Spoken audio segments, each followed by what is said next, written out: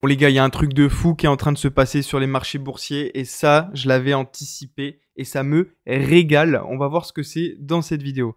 Donc là, je vous ai mis un petit tableau des actions dans cette début de semaine qui augmentent, hein. Donc là, j'ai mis les actions qui performent le plus. Et dans ces actions-là, il y en a deux sur lesquelles je suis positionné. Et on va analyser trois actions. Et je vous explique pourquoi ces actions-là. Alors la première, en fait, ça va être Valeo. Alors Valeo, moi, ça fait un moment que j'en parle, un moment que j'ai des convictions sur cette action. Pour quelles raisons? On va regarder ça tout de suite ensemble. Donc Valeo, si on regarde un petit peu la courbe, on va mettre sur 10 ans. Donc là, on peut voir qu'elle a atteint un pic en 2018 à 67,80 et aujourd'hui, elle est à 10,77. Bon, ça, c'est la courbe. Il va falloir comprendre pourquoi ça fait ça.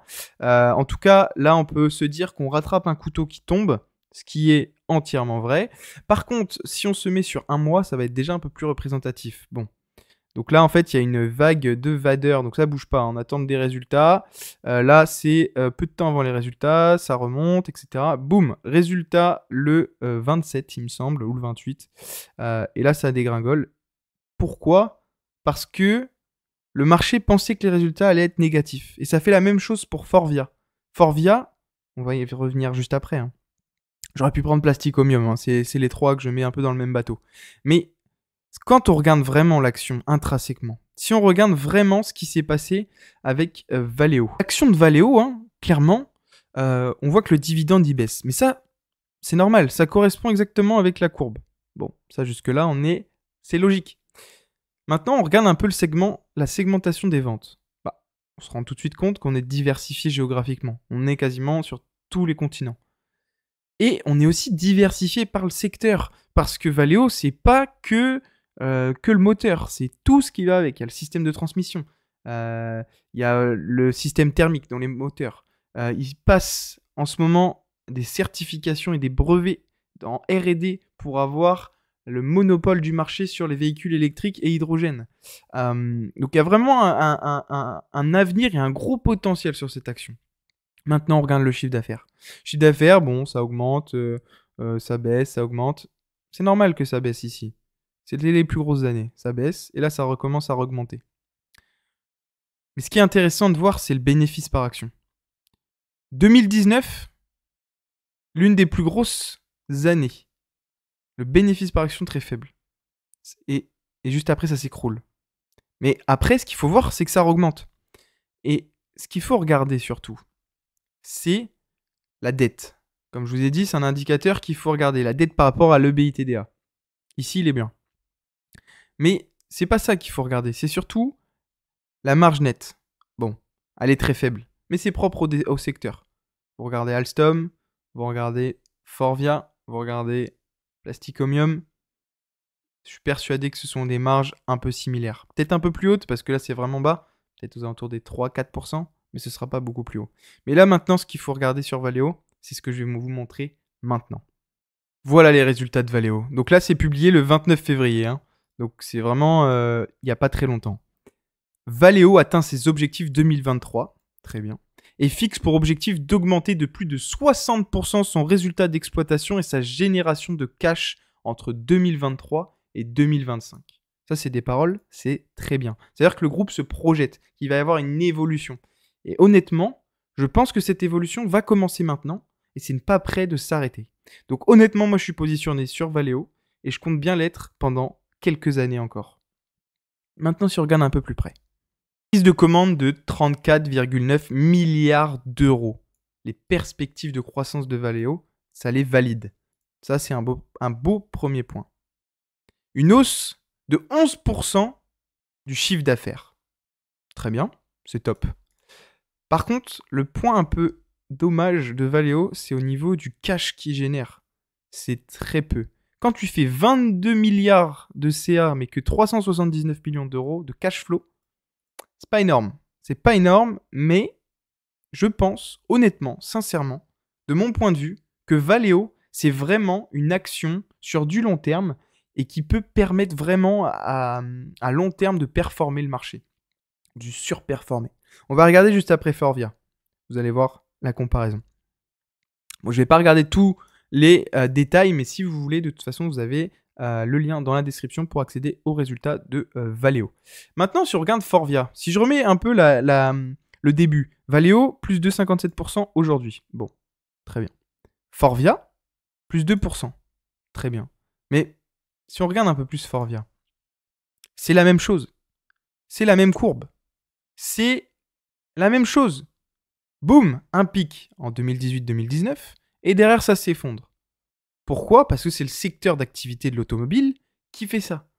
Parce qu'il y a une transition. Aujourd'hui, on est en pleine transition, on ne sait pas la solution idéale. L'électrique, l'hydrogène, une autre solution, garder du pétrole, on n'a pas vraiment de solution. C'est pour ça que les gens sont frileux d'acheter des actions Forvia ou Valeo. C'est pour ça qu'il y a une grande quantité de personnes qui visent, qui font des VAD, clairement, sur ces actions-là, parce qu'ils voient vraiment la baisse. Et honnêtement, quand on regarde le graphique sur la dernière année, même sur les 6 derniers mois, on se dit clairement que c'est vraiment un couteau qui tombe. C'est comme Valeo. Mais Valeo, c'est vraiment celle qui le montre encore plus. C'est pour ça que je vous ai pris Valeo en exemple. Et Forvia, je pense que ça va être pareil. Ça va augmenter par la suite. Tous les constructeurs automobiles, on peut le voir, ils ont des augmentations de leurs ventes sur leurs dernières années. Un autre exemple qu'on peut prendre concrètement, c'est Renault. Renault, si on prend à 10 ans, Renault c'était 100 € l'action avant. Pareil que Forvia, Valeo, l'année les plus fortes 2018-2019. Boum, après ça s'écroule. Forcément, Renault ça s'écroule, et tous les constructeurs automobiles s'écroulent. Forcément, ceux qui produisent les équipements, Plasticomium, Forvia, Valeo, ça s'écroule. C'est logique, c'est de bon sens. C'est comme si demain, tu veux acheter du pain à la boulangerie, mais qui n'ont plus de farine. Forcément, il n'y a plus de farine, donc tu vends pas de pain, donc les ventes s'écroulent. Je sais pas si vous avez pu comprendre l'analogie, mais en tout cas, elle est présente. Remerciez-moi pour cet exemple. Donc pour moi, c'est pareil. Si on regarde sur les 6 derniers mois, c'est un peu la même courbe. Sauf que là, il y a quand même une tendance qui commence à se voir. Sur les 6 derniers mois, clairement, on peut dire qu'on était à 31, on remonte aux alentours des 38. Et Valeo, ça va être pareil, mais ça va prendre plus de temps, puisqu'il faut d'abord que Renault prenne des commandes sur Valeo pour que derrière leurs chiffres montent. Donc forcément, ça va augmenter, mais par la suite.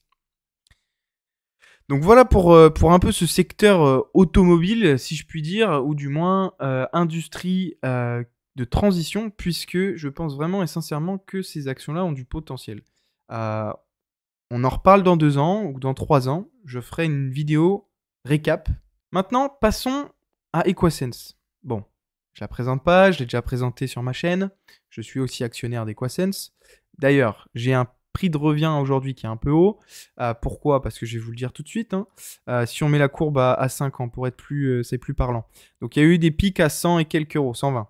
Bon, c'était pendant le Covid, ça a augmenté, solution médicale. Bon, ok, même si c'est dans l'informatique, ça joue. Couteau qui tombe, clac, clac, clac, clac, clac. Là, ça remonte, bam. Moi, j'ai commencé à acheter du Equasense là quand on était aux alentours des 57, 58. Je dois avoir un prix de revient à 54, 53 aujourd'hui. Mais ça continue de baisser parce que là, en fait, ils ont publié leurs résultats et craquent. Et après, ça va pas arranger, résultat, craque.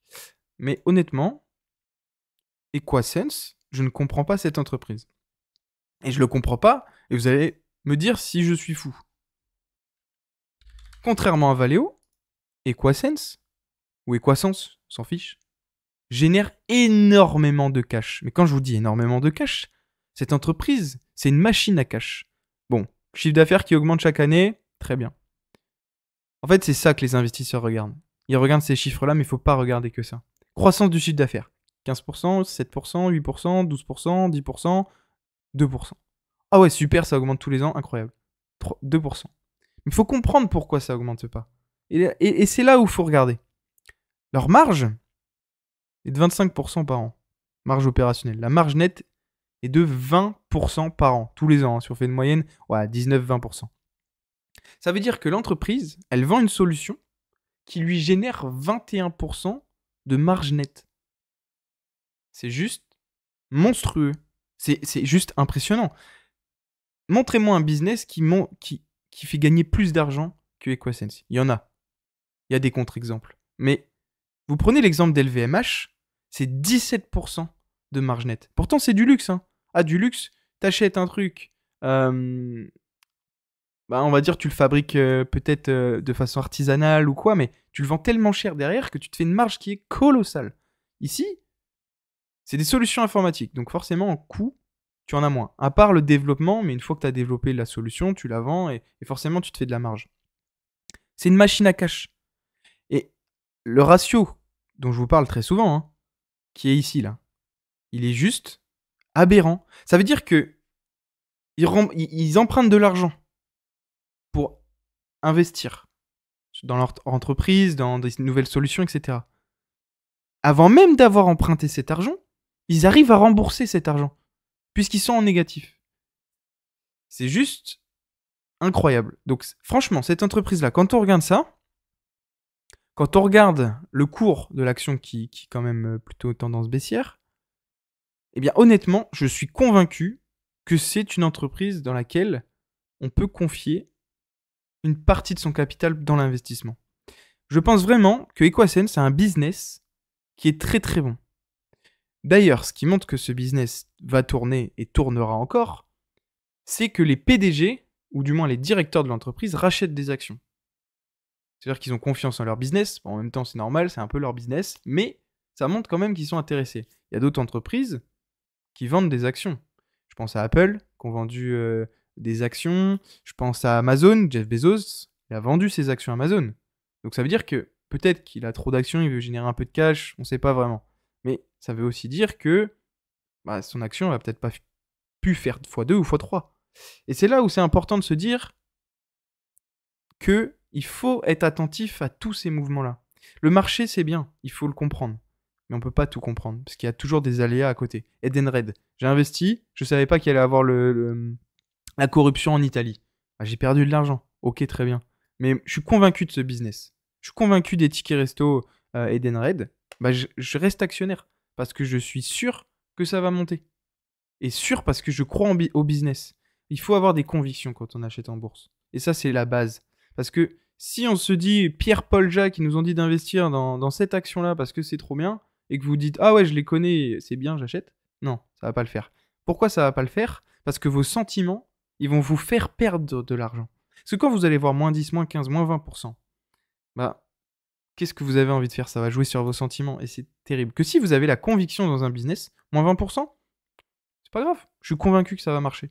Sur du long terme. Je précise, hein, pour du long terme. Et c'est là où ça fait la différence et ça fait la force d'un investisseur. Enfin bref, je ferme cette parenthèse. En tout cas, moi, je voulais vous montrer quelque chose. C'est le serveur Discord que j'ai ouvert. Voilà, je voulais vous en parler. Voilà, je mets mes actions, ce que j'achète, ce que je vends. Voilà, il y a des échanges entre les investisseurs. C'est le début du serveur, donc forcément, on n'est pas encore énormément de personnes. Mais en tout cas, ça tend à se développer. On va parler immobilier, bourse, news, du channel de discussion, de tout et de rien. Et il y aura du lourd qui va arriver prochainement, mais je vous en dis pas plus. En tout cas, ça va être pépite. Donc n'hésitez pas à rejoindre le Discord, il y a le lien dans la description. On arrive à la fin de cette vidéo. En tout cas, j'espère que ça t'a plu. Je suis pas rentré trop dans le détail des analyses, mais c'était pas le but de cette vidéo. C'était vraiment de montrer qu'il y a des business intéressants actuellement et il faut s'y pencher en tout cas. Donc si ça t'a plu, n'hésite pas à t'abonner, à liker, à partager et on se retrouve bientôt pour d'autres vidéos. Salut!